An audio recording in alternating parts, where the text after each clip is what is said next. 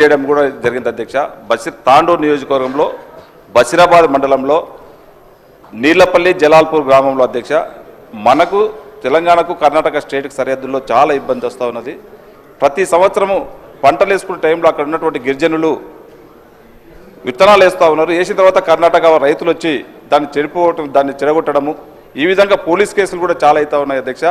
గతంలో ఒకసారి మంత్రి గారి దృష్టికి కూడా తీసుకెళ్ళడం జరిగింది అధ్యక్ష. మంత్రి గారు కూడా రివ్యూ పెట్టి అధికారులతో మాట్లాడడం కూడా జరిగింది. ఇంకా అది కంప్లీట్ కాలేదు అధ్యక్ష. దయచేసి మీ ద్వారా గౌరవ మంత్రి గారికి తెలియజేస్తా ఉన్న ఆ ఇష్యూస్ మొత్తం సర్వే చేయించి ఎక్కడికి మన తెలంగాణకి ఎంత వస్తుందో కర్ణాటకకు ఏ విధంగా అయితే వస్తుందో ఆ రెండింటినీ కూడా క్లియర్ చేయాల్సిందిగా మీ ద్వారా తెలియజేసుకుంటా అధ్యక్ష. ఇంకొకటి అధ్యక్ష, మన వికారాబాద్లో కూడా చాలా గ్రామాలు మనకు పుల్సువాముడే కానివ్వండి, నాగసముద్రం కానివ్వండి, మదన్పల్లి కానివ్వండి, ఇలాంటివి ఫారెస్ట్ ఇష్యూలు చాలా గ్రామాల్లో ఉన్నాయి అధ్యక్ష. దయచేసి ఇవన్నీ కూడా మీ ద్వారా గౌరవ మంత్రి గారికి ఇవన్నింటిని పరిష్కరించవలసిందిగా తెలియజేసుకుంటూ, రోడ్ల విషయాలు అధ్యక్ష, జినుగుర్తి నుంచి తట్టెపల్లి ఆల్రెడీ రోడ్స్ శాంక్షన్ అయినాయి. ఈ ఫారెస్ట్ ఇష్యూల కొద్ది ఇష్యూ ఉన్నందుకు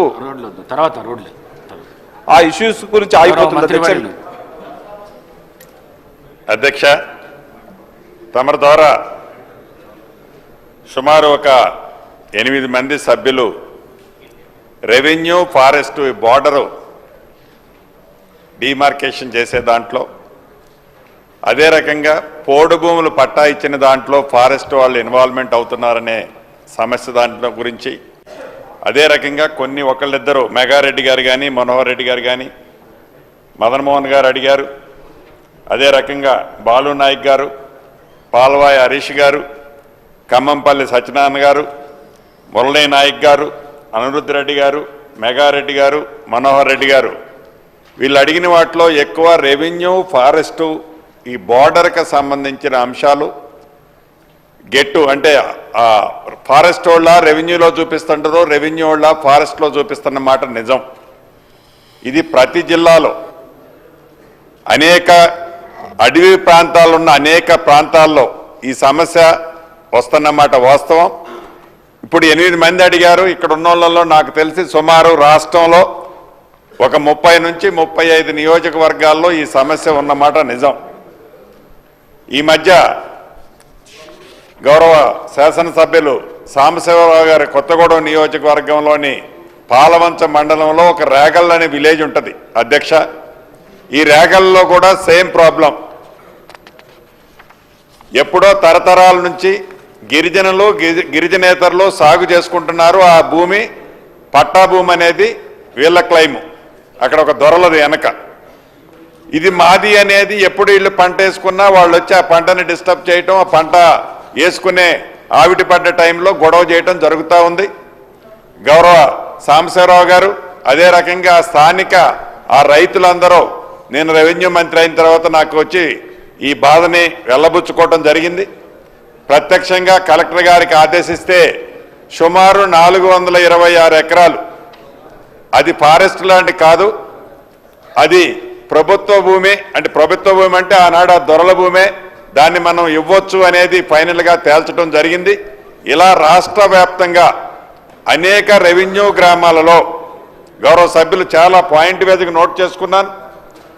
తప్పకుండా ఏ శాసనసభ్యులైతే ఈ బౌండరీలో ఏ విలేజెస్ అయితే డిస్ప్యూట్ ఉన్నాయో మీ లెటర్ హెడ్ మీద ఇచ్చినట్లయితే తప్పకుండా దాన్ని గౌరవ ముఖ్యమంత్రి గారితో కూడా గతంలో నేను సురేఖక్క ఇద్దరం కూర్చొని చర్చించాం. వారు సూచించారు ఇటువంటి సమస్య నా జిల్లాలో నా నియోజకవర్గంలో కూడా ఉన్నది, తప్పకుండా దీన్ని పరిష్కరించాలని సూచించడం జరిగింది.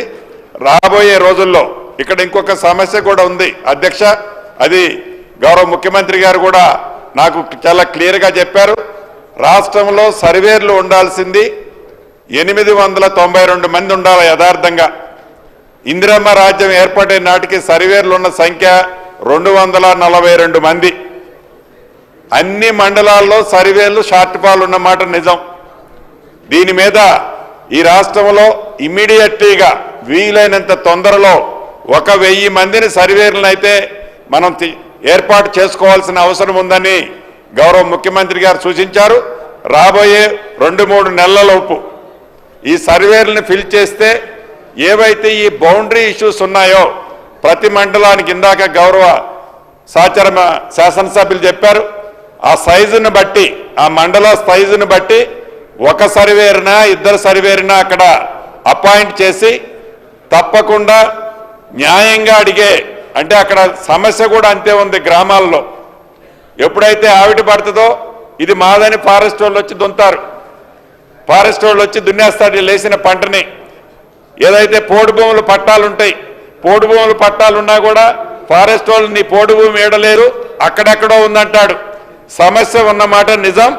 తప్పకుండా ఈ చట్టం ఏదైతే భూభారతి అదే రకంగా 2024 రేపు చట్టం కాబోతుందో తమ సమక్షంలో ఈ చట్టంతో పాటు ఈ ల్యాండ్ డిస్ప్యూట్స్ ఏదైతే బౌండరీస్ని ఫిక్స్ చేయడంతో పాటు అంతర్రాష్ట్ర బౌండరీ డిస్ప్యూట్ కూడా ఉందా, ఇందాక మనోహర్ రెడ్డి గారు చెప్పినట్లు ప్రత్యక్షంగా నేను ఆ బోర్డర్కి ఆ గ్రామాలకు వెళ్ళినప్పుడు అటు కర్ణాటకతో బోర్డరు ప్రాబ్లం ఉన్నమాట నిజం. అది గౌరవ ముఖ్యమంత్రి రేవంత్ రెడ్డి గారి దృష్టికి కూడా తీసుకెళ్తే ఇమీడియట్లీగా అక్కడ సిఎస్తో మాట్లాడారు. ఆ సమస్య మీద కూడా